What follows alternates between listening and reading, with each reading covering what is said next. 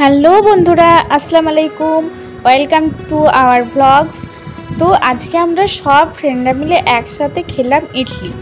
আর এই সুন্দর মুহূর্তগুলো যদি আপনাদের সাথে শেয়ার না করি তাই হয় বলুন তো। তাই নিয়ে চলে এলাম আপনাদের সাথে শেয়ার করার জন্য। তো এই ইডলিটা আমার একদম পুরো ফ্ল্যাটের সামনে বিক্রি করে। এত ভালো টেস্ট আর এত হেলদি, কি বলবো, মাঝে মাঝেই আমি নিয়ে আসি, এনে খাই। তো ভাবলাম যদি সকলকে খাওয়ানো যায় তাহলে তো ভালোই হয়, আর খুবই হেলদি। আর প্রায় ডেলি আমাদের কিছু না কিছু তেলের জিনিস খাওয়া হচ্ছেই, তাই ভাবলাম এটাই ভালো সব থেকে। তো এই যে প্রিয়াঙ্কা সবাইকে সার্ভ করে দিচ্ছে ইডলিটা, দেখুন।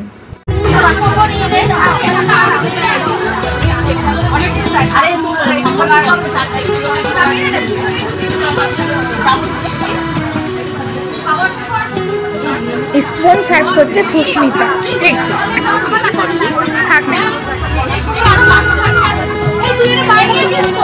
না কেনা ওখানে রাখো।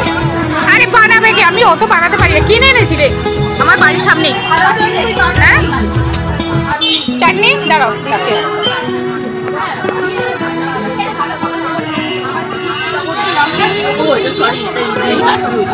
ওই চাটনি কাল লাগবে বল সাম্বার। এসব দিয়ে দে না, বেশি বেশি করে দিয়ে দে।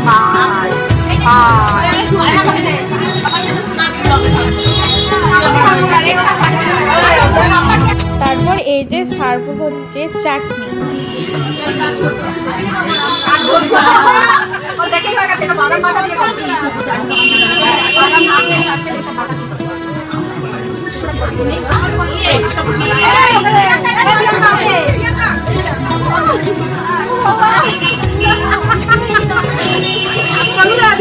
হ্যাঁ